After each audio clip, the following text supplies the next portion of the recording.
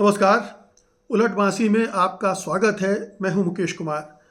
दोस्तों, आज हमारे साथ कोई ख़ास मेहमान नहीं है। हमारे पड़ोसी पाणे जी हैं। मुझे पता चला है कि वो प्रयागराज जा रहे हैं कुंभ स्नान के लिए। मुझे लगता है कि एक अच्छे सच्चे पड़ोसी होने के नाते मुझे उन्हें समझाना चाहिए कि ऐसे समय में प्रयागराज जाना ठीक नहीं है।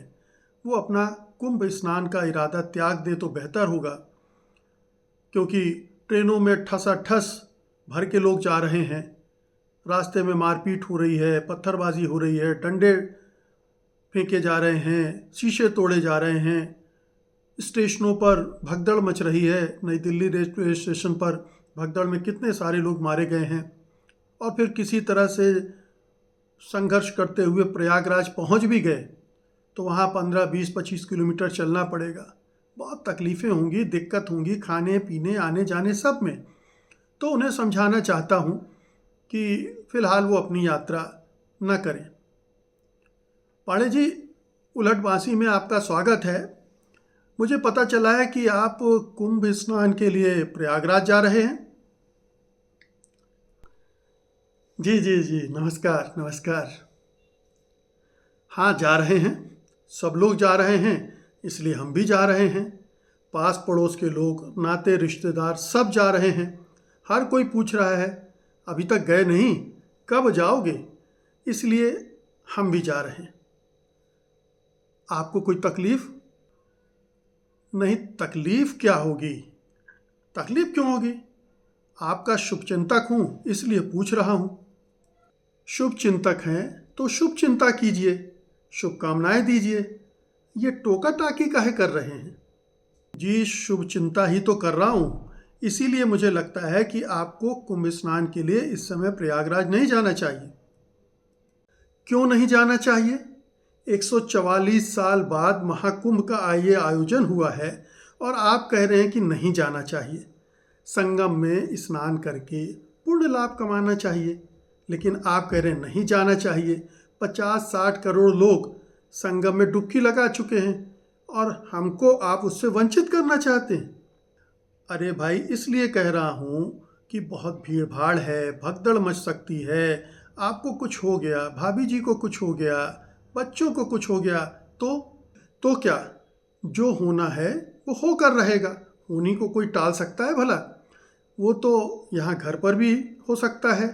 भूकंप आ सकता है, करंट लग सकता है, छत से टपक सकता है, कोई सड़क पर एक्सीडेंट हो सकता है। वो सब तो ठीक है, मगर ये तो आ बैल मुझे मारने वाली बात हो गई ना। बिल्कुल नहीं, ये धर्म का कार्य है। इसमें कष्ट उठाने पड़ते हैं, रिस्क लेनी पड़ती है, और अगर कुछ हो हवा गया भी तो सबको मोक्ष मिल जाएगा, सब तर जाएंगे। बाबा बागेश्वर ने कहा ही है। देखिए पाणे जी, बाबा बागेश्वर और साधु संतुओं के लिए वहाँ पर वीआईपी स्नान का इंतज़ाम है। पूरा रहने खाने सब के लिए उनके वीआईपी वालों व्यवस्था है। मज़े से स्नान कर रहे हैं, उन्हें तो बिना डूबे मोक्ष की प्राप्ति हो रही है। देखिए, ऐसी बातें मत कीजिए। हमारी आस्था आहत होती है, और आस्था आहत होती है तो आपको पता है कि क्या होता है। मन में हिंसक विचार उठने लगते हैं। ये तो मैं इसलिए कह रहा हूँ कि आप तो सामान्य लोगों की तरह जाएंगे ना, और उसमें बहुत तरह की तकलीफ़ें होंगी, बहुत सारे खतरे हैं। ये तो जानते बूझते मौत के कुएं में छलांग लगाने जैसा हो गया ना। अब कैसे समझाएं आपको? ये आपकी समझ में नहीं आएगा। आप ठहरे नास्तिक, आप हमारी आस्था को क्या समझेंगे? हमारे लिए सबसे बड़ी चीज़ है आस्था। आस्था ही जीवन है, मरण।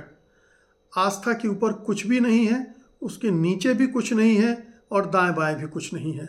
आस्था सर्वत्र है। हमारा जीवन आस्थामय है। हम आस्थावान लोग हैं।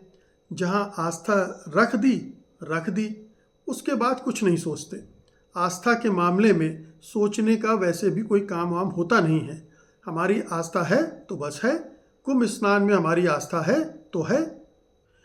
देखिए, आप अपनी आस्था रखिए पाणे जी, मगर थोड़ी सी समझदारी भी तो दिखानी चाहिए ना।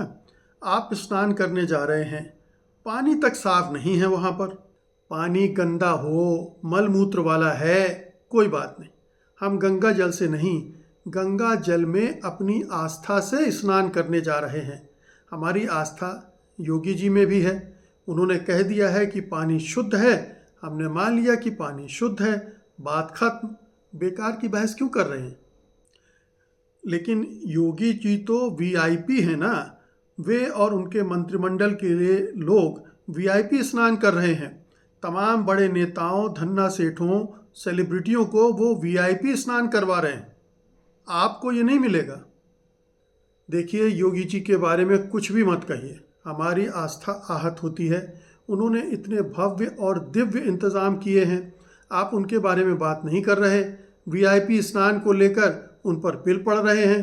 अरे, राजकाज में बहुत कुछ देखना पड़ता है, हमें योगी जी से कोई शिकायत नहीं। चलिए, योगी जी को छोड़ दीजिए पांडे जी, लेकिन क्या आपने ट्रेनों का हाल देखा है? ये नहीं देखा कि नई दिल्ली रेलवे स्टेशन पर कैसी भगदड़ मची थी और उसमें क्या हुआ? प्रयागराज में मौनी अमावस्या के दिन क्या क्या हुआ, किस तरह की भगदड़ मची और कितने लोग मारे गए? आप यही कहना चाहते हैं ना कि भीड़ है, भगदड़ है, परेशानियां हैं। हाँ हैं, तो क्या हुआ?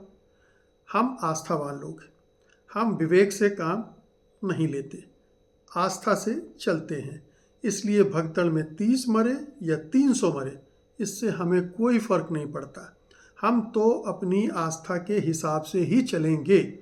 ट्रेनों में जानवरों की तरह ठुस कर जाना पड़े तो क्या हुआ? खाना पीना ना मिले, कोई बात नहीं। आस्था बलिदान मांगती है, हम उसके लिए तैयार हैं। हमारे बीवी बच्चे मर जाएं, बड़े बूढ़े काल कवलित हो जाएं, चलेगा। परिजन गुम हो जाएं, उनके शव भी ना मिले, कोई बात नहीं। आस्था कायम रहनी चाहिए, वही सर्वोपरि है। अरे, ये आस्था आस्था की आपने रट लगा रखी है, अपना हित अहित भी तो सोचना चाहिए कि नहीं? देखिए, जैसे मैं आपसे बार बार कह रहा हूँ कि हम आस्थावान हैं, तो आस्था आस्था की रट लगाएंगे ही। आस्था में हित अहित क्या सोचना? अब हमारी आस्था मोदी जी में है, तो उससे हमें कोई डिगा नहीं सकता। वे झूठ बोलें, बरगलाएं, भरमाएं, उकसाएं, डराएं, रुलाएं, चुनाव में धांधली करें, भ्रष्टाचारियों को बचाएं, मगर हमारी आस्था उन पर है तो है और बनी रहेगी। हम अपनी आस्था से बिल्कुल रंच मात्र भी नहीं हिलने वाले। क्या आपको इससे कोई मतलब नहीं है कि महंगाई कितनी बढ़ गई है? चावल, दाल, तेल, साबुन के दाम आसमान छू रहे हैं। पेट्रोल, हमें पेट्रोल की कीमतें मत बताइए, महंगाई से मत डराइए, चीन मणिपुर की याद तो दिलाइए ही मत, अडानी से उनकी दोस्ती के चर्चे मत सुनाइए। हमने अपने आँख, कान, दिमाग सब बंद कर रखे हैं। आस्था के मामले में भला इनका क्या काम? ज़रा समझिए, हम ठहरे आस्थावान लोग, हमें जो कुछ कहा जाएगा आंखें मूंद कर करेंगे। हमसे कहा जाएगा उनसे नफरत करनी है, हम करेंगे। हमसे कहा जाएगा कि मॉब लिंचिंग करनी है, हम करेंगे। आस्था के नाम पर दंगा फसाद करने में भी हमें कोई दिक्कत नहीं है। देखिए, ये आधुनिक युग है, विज्ञान का युग है। देखिए, एआई आ गया है, विश्व गुरु बनना है हम सबको। ऐसे में केवल आस्था से कैसे काम चलेगा? थोड़ी तो विवेक बुद्धि का इस्तेमाल भी किया जाना चाहिए ना। देखिए पत्रकार महोदय, ये आस्था का सवाल है और आस्था के बारे में कोई सवाल नहीं चलेगा। आप बेकार में विवेक बुद्धि की बात कर रहे हैं। आस्था और विवेक में 36 का आंकड़ा होता है। दोनों में जन्म जन्म का बैर है।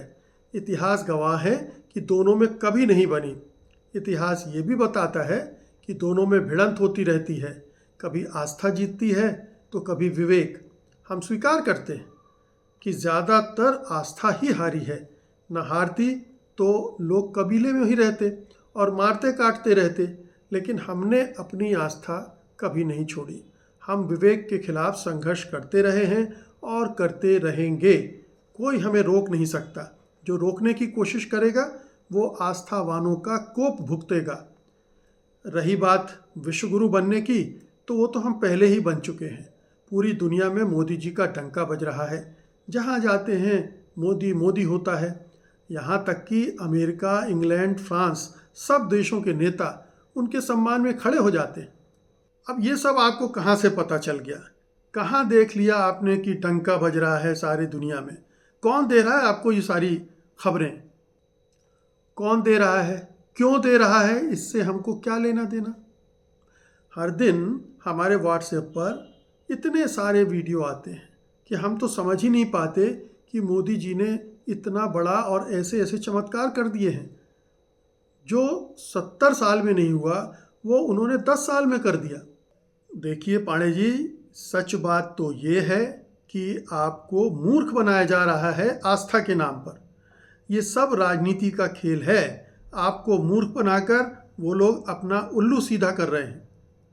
मूर्ख बनाया जा रहा है ना, तो हम बन रहे हैं। हमको मूर्ख बनने में मज़ा आ रहा है।